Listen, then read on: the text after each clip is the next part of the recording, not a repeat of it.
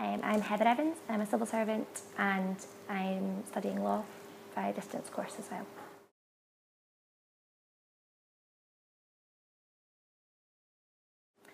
I suffer with borderline personality disorder, which is otherwise known as emotional attachment disorder. Probably started way back when, but the first significant kind of point in my life where it was realised was when I was 13. Started self-harming, and I couldn't tell you why. It was just an impulse really to kind of calm my emotions, try and stop everything that was going on and be able to control something. As I got older, it manifested itself in lots of different ways: destructive relationships and eventually suicide attempts. And then when I was 18, because they're not actually allowed to diagnose it till you're 18, so I'd been in and out of counselling, therapy for different symptoms, but they'd never been able to give a diagnosis. And when I was 18, they did a full assessment, and then by the time I was 19, I was diagnosed and then put into 18 months of what's called mentalisation-based therapy.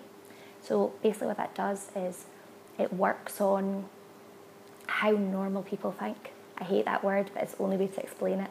So they always think about borderline as being on a spectrum.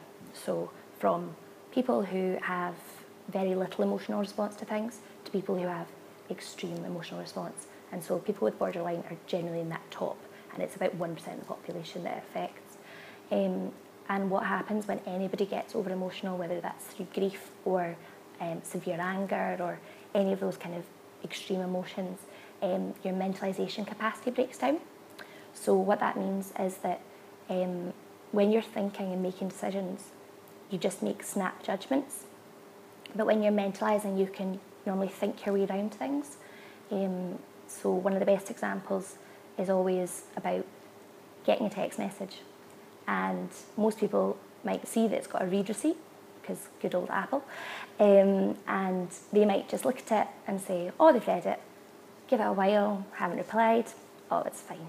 So they might either get a little bit annoyed, get a bit kind of, oh, why are they not replying to me? Or they might just let it go. When you've got heightened emotional sensitivity, that whole process gets really difficult. And so something as tiny as a text message can blow itself right up to you thinking that they don't like you, that they're not your friend, that it's all your fault, you've done something, even imagining things that have gone wrong. And what mentalising does is it kind of hits a pause button. I always just call it the pause button, because mentalisation-based therapy is a bit too long. And what it does is when you're starting to feel like you might get a bit emotional about something, or you might, you get tension in your stomach or some kind of physical feeling, you just hit pause and think around the situation and think of all the different reasons why they might not be replying at that instant. So they might be busy, their boss might have caught them on their phone, or all of these different things, that instead of making that snap judgment that it's your fault or that something's wrong, which just seems to be how an emotionally oversensitive mind works. So it's basically all about thinking around that, and so that seems to really help. I'm not saying it's some kind of cure, but it definitely does kind of help deal with the everyday, issues that borderline does cause.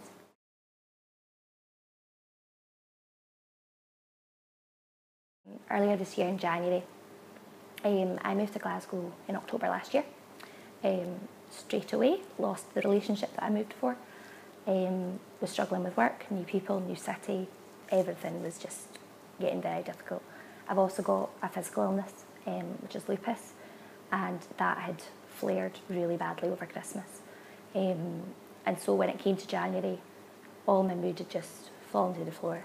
I wasn't sleeping, I wasn't eating, I was just not really functioning at all. I was going to work, I was coming home, I was going to bed, and that was about my day. It came to kind of what you'd call a crisis point, in that we'd contacted CPNs, so psychiatric nurses, over and over and over again. We were stuck on waiting lists. I say we because I was dealing with all this with my sister, and we just felt like it was just brick wall after brick wall, and my mood was just getting lower and lower. And it came to the point where I was just ready for it to all be over. I'd had enough. We had a court case going on at the time because of trying to get help with disability because of work and having to reduce my hours and things. So financially, I was quite crippled. And I got a letter through to tell me that we'd lost it by 1 point, which I think was the kick in the teeth. And that was it. All I seemed to remember was like my mind just going blank and just thinking like, I've had enough. Like, I've been fighting this illness since I was 13, you know, majorly, but they think it started when I was about 3. So this is, you know, nearly 20 years of just fighting, and I was just tired. And that was the only way I could explain it to anybody was, I'm tired, I've had enough. And I was at home, had everything set up basically just to end it. I texted one of my friends who was also an ex-partner, and all the text said was sorry, but he knew that something was like, had not been right for a long time. So rushed over, ended up in A&E. 13 hours later, got admitted and spent 4 weeks in a psychiatric ward. I'm not going to pretend that psychiatric wards are any cure or anything, because they're not. They're not the place to get well. They're just the place to stop you dying. That's about the only good thing I can say about it, is that I was too terrified of being kept there to do anything while I was there. But they're full of people who are very unwell. You have very little social contact. You have very little visitation rights. And I was not sectioned. Because I hadn't made an attempt, I wasn't sectioned, so it was a voluntary admission officially. But you're so restricted in everything that you can do in there. I literally read 10 novels in 4 weeks because there was nothing to do. And you've just got all those hours in a day. You've got to be up at 8 and you're not allowed to go to your room until 11.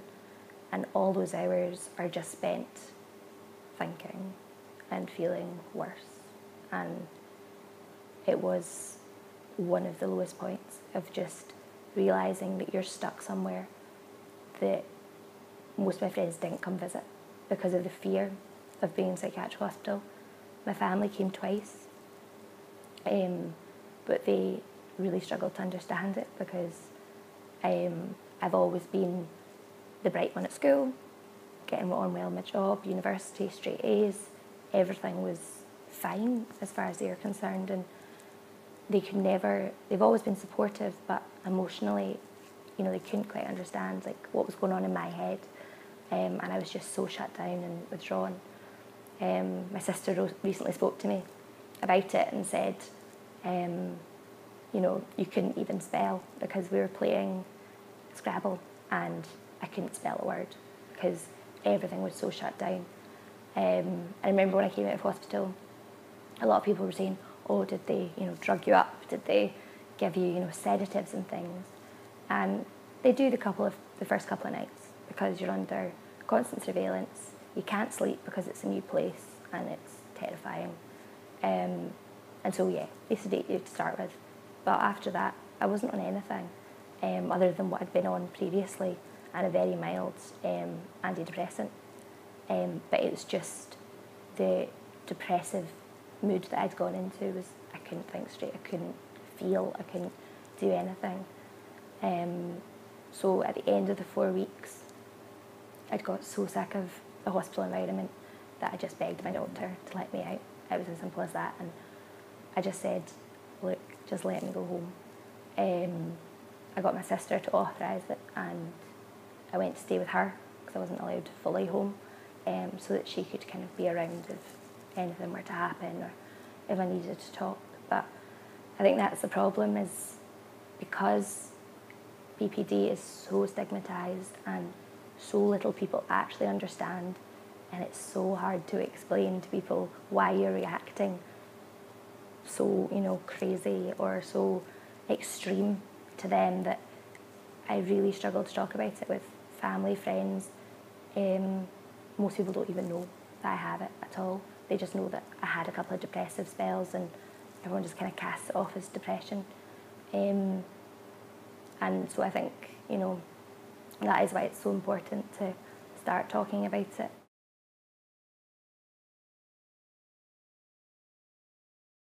When I was younger, I didn't have any. Self-harm was about the only thing I had, was controlling things by pain. Now I do cope quite a bit better by just trying to speak to people. I have a very close kind of circle of best friends, and when things are going, I'll just text them, because I can't speak to them about it. I can't call my mum and say, oh, things are really bad or things are getting bad, because I think it's always scared of like hitting the panic buttons.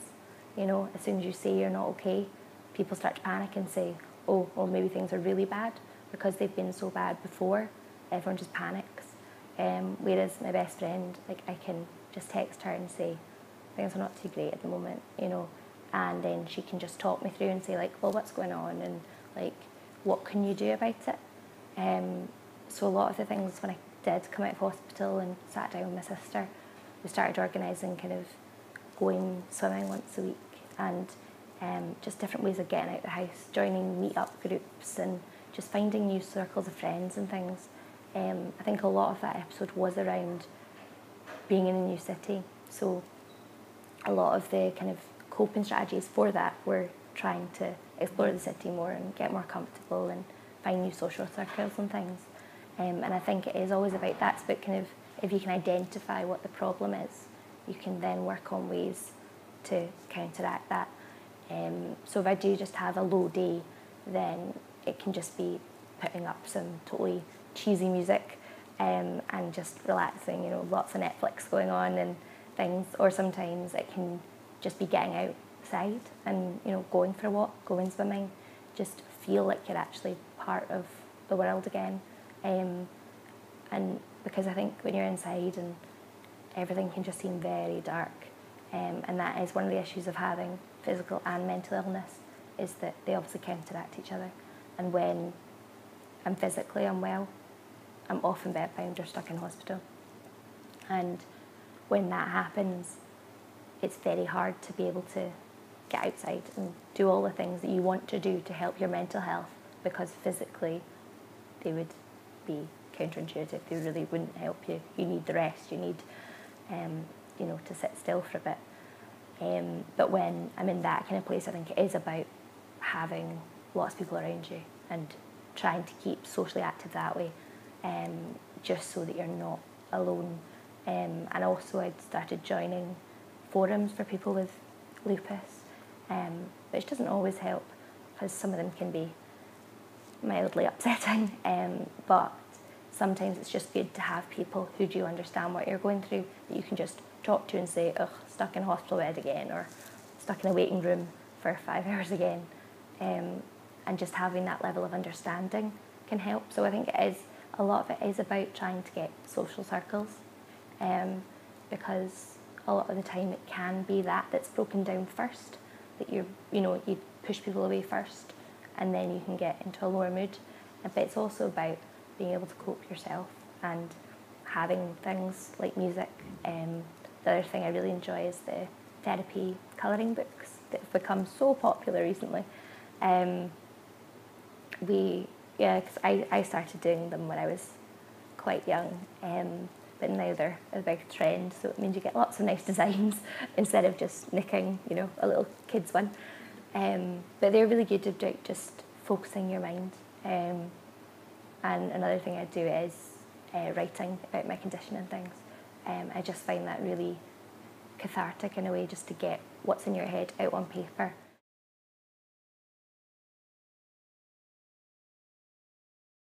I've been luckily with the same employer for just over 3 years now, and so they were my employer when I got diagnosed with a physical disability.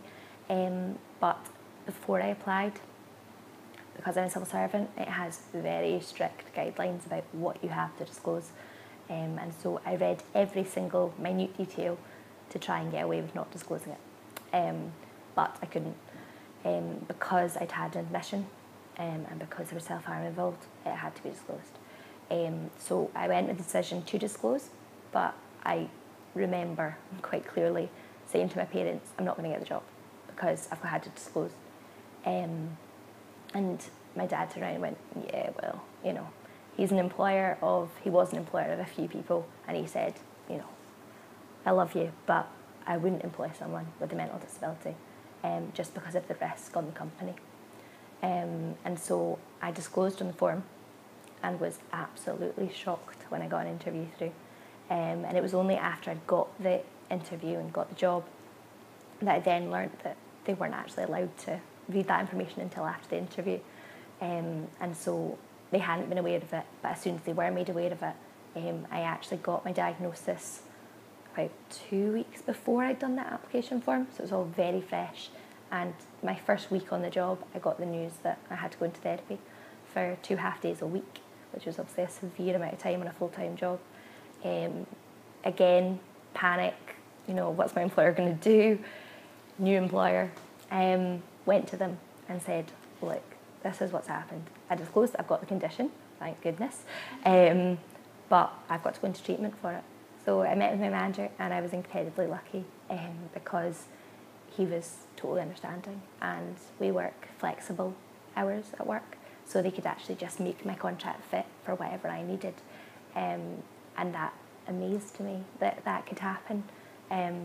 Obviously, I was very young when I got diagnosed. I'd had a couple of part-time jobs before that, but I'd always got this feeling that if I told people that I'd be judged for it, that something would happen. And even this year when I was unwell for 2 months, I'm not going to say my employer was perfect, because they weren't.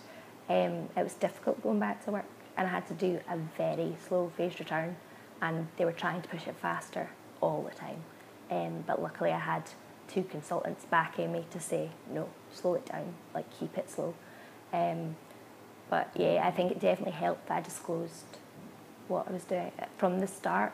Luckily I just had the diagnosis, so I could tell them straight away, and then it just went on their file. And I think that's the thing about working as I do, and also doing my law degree, is I do know quite a lot about the law around disabilities and what I'm entitled to and what I should declare, and you know how you are protected from these things to a degree, and especially with a bigger employer, you're always going to be safer. But I think it would be a totally different situation if I was trying to find a new job now. After my degree, I might move employers, and it does worry me having a track record of, well, as I say, a track record of mental illness and having times in hospital. I went abroad this summer, and I was meant to go to America as part of my world round trip. Amazing kind of lifetime experience. And my American visa bounced because of my time in hospital, even though I was never sectioned, because there was self-harm involved and suicidal ideation. My visa to America has been refused. And that shocked me, because I'd got quite used to what the law is here and how you are protected, and you know, feeling quite confident that I do have these rights, and I can enforce them if I need to. And then when it comes from another country and you are completely discriminated against because of your history, and there was nothing in any of the forums about when you last self-harmed, or you know, how much of a risk you are to yourself.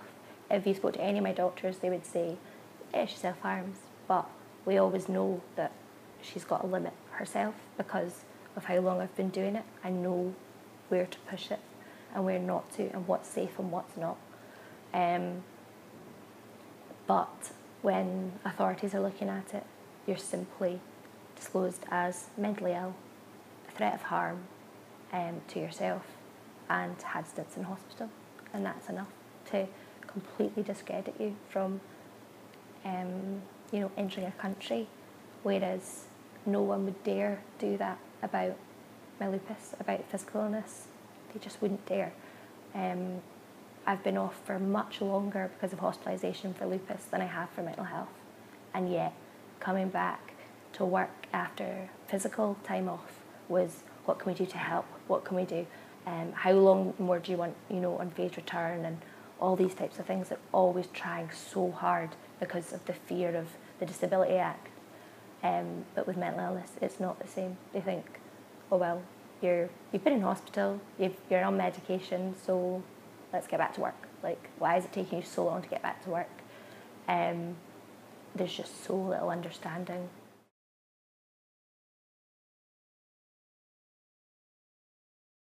There's lots of kind of these chat forums where you can speak to people by text instead of having to use the old like phone lines, because I myself find phone lines really hard to deal with, because if I'm in that place, I don't want to talk to someone about it. Whereas the chat things are really quite good at just sending a message and you'll get one straight back. And as I say, they've now got these therapy courses online, which are meant to be really good. I've had a couple of friends who've been in therapy with me before who've now used these, and they say they're really good, really constructive, and you can do them in your time.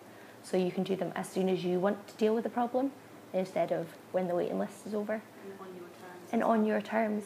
Because when you go into treatment, it's not on your terms.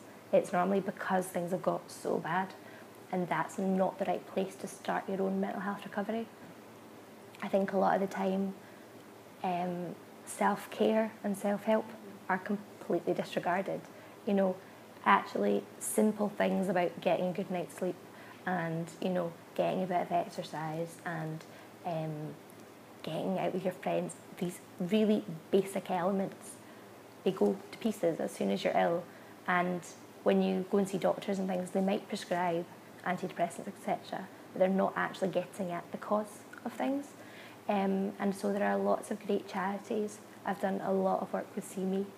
I've done a bit of work with Mind, and both of them have really good resources online, and Mind especially, and there's a couple of, I'm trying to remember what they're called now,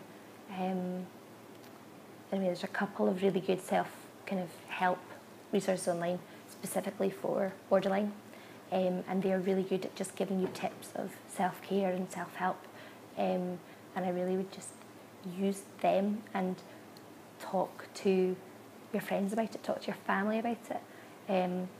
If you decide that treatment's the right option for you, then great, but I think a lot of it really needs to start at home, because the resources just are not there to cope with it, and you'll just feel like you're having to fight all the time, which, as I say, can get really tiring.